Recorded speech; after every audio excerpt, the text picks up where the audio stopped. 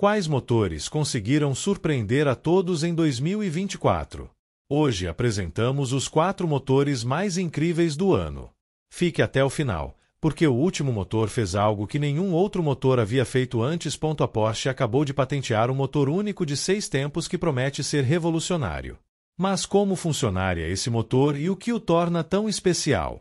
Enquanto o motor de 4 tempos segue o ciclo de admissão, compressão, combustão e exaustão, o motor de 6 tempos da Porsche adiciona 2 fases extras. O ciclo seria admissão, compressão, combustão, compressão novamente e, então, exaustão. Vou explicar isso melhor em um momento. Esse conceito pode parecer futurista, mas não é a primeira vez que alguém explora a ideia de um motor de 6 tempos. Na verdade, em 1883, Samuel Griffin projetou um, embora nunca tenha sido construído. Também existiu um design de 6 tempos conhecido como Burrhead, no qual as válvulas tradicionais foram substituídas por um pistão secundário que atuava como válvula para os gases de exaustão.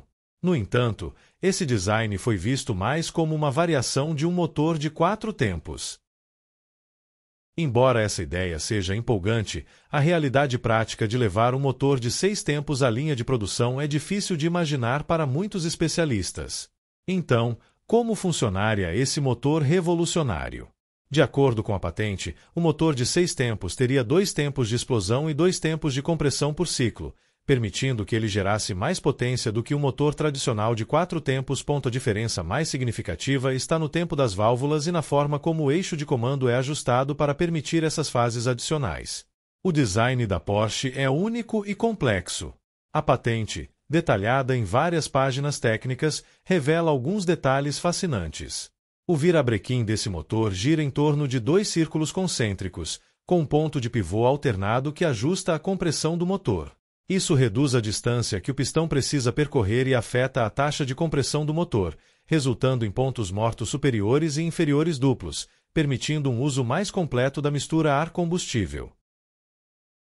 Simplificando, um motor de 2 tempos completa um ciclo de combustão em uma única revolução do virabrequim, enquanto o motor de 4 tempos precisa de 2.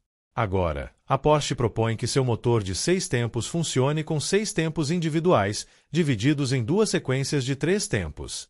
Isso resulta em mais potência, com um tempo útil a cada 3 revoluções do virabrequim, em vez de 4, como nos motores convencionais. Agora a pergunta é: o motor de 6 tempos da Porsche é viável? A Honda acabou de fazer um anúncio revolucionário: o primeiro motor V3 do mundo com indução forçada. Mas o que torna esse motor tão especial? Esse motor foi projetado especificamente para motocicletas de grande cilindrada e é uma inovação em design e desempenho. A configuração em V consiste em 3 cilindros dispostos em um ângulo de 75 graus. 2 dos pistões estão voltados para frente e o terceiro para trás, proporcionando uma estrutura compacta e altamente eficiente. Mas aqui está a verdadeira joia: seu sistema de indução forçada. E como ele funciona? Esse motor possui um compressor elétrico que ajuda a otimizar a entrada de ar em cada cilindro, ajustando a compressão do ar de admissão em qualquer rotação do motor.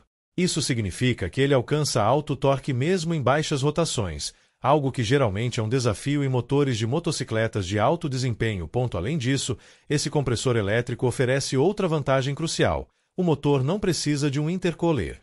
Para motocicletas, onde o espaço sempre é um problema, esse design compacto é uma verdadeira façanha de engenharia. Embora a Honda não tenha revelado em quais modelos específicos veremos esse motor V3, imagens iniciais sugerem que poderíamos ver essa configuração em modelos como a icônica CB1000R ou em um dos potentes carros esportivos da Honda nos próximos anos.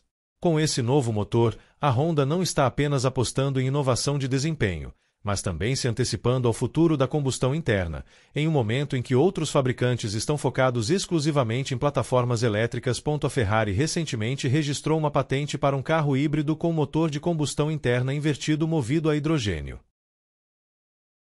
Mas será que esse motor é viável? Para começar, esse sistema usa 4 tanques de hidrogênio comprimido, cada um capaz de armazenar gás a mais de 10.000 psi.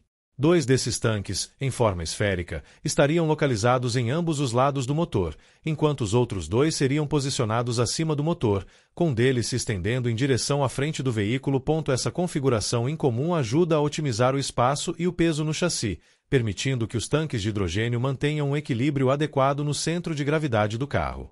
Além disso, a Ferrari está apostando em um motor de 6 cilindros em linha, complementado por um sistema híbrido, no qual um motor elétrico aciona as rodas dianteiras.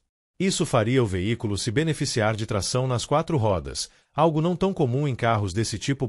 Para gerenciar a lubrificação, a Ferrari planeja implementar um sistema de cárter seco, que mantém o óleo circulando independentemente da orientação do motor. A patente também inclui 2 inovações intrigantes na área de transmissão e turbocompressor. Quanto à transmissão, a Ferrari opta por uma caixa de câmbio de dupla embreagem com 7 marchas, mas em um design invertido e conectado diretamente ao virabrequim em vez do motor. Cada pistão completa um movimento de ida e volta em meia revolução do motor. Isso significa que ele executa tanto o ciclo de compressão e combustão quanto de exaustão e admissão 2 vezes por revolução. No entanto, ele tem desvantagens sérias que veremos mais adiante. Em vez de bielas presas a um virabrequim, cada pistão se move verticalmente em um mecanismo que se assemelha a um pequeno carrinho em forma de pistão.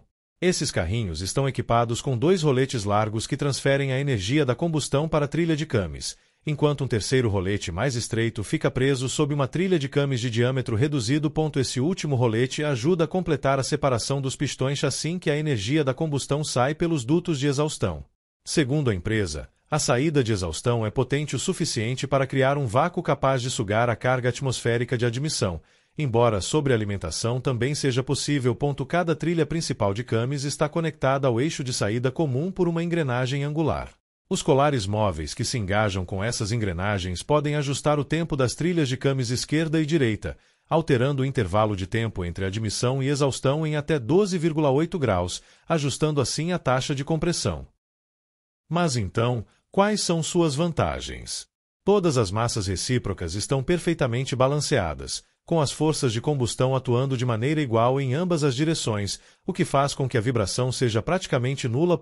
Como a combustão pressiona igualmente 2 pistões, a maior parte da energia térmica é transferida para os pistões, em vez de superaquecer as cabeças dos cilindros, o que exigiria resfriamento extremo. Engrenar os 2 eixos de cames juntos elimina a necessidade de mecanismos complexos de varetas de empurrar para transferir potência para um virabrequim comum ou engrenagens para conectar 2 virabrequins.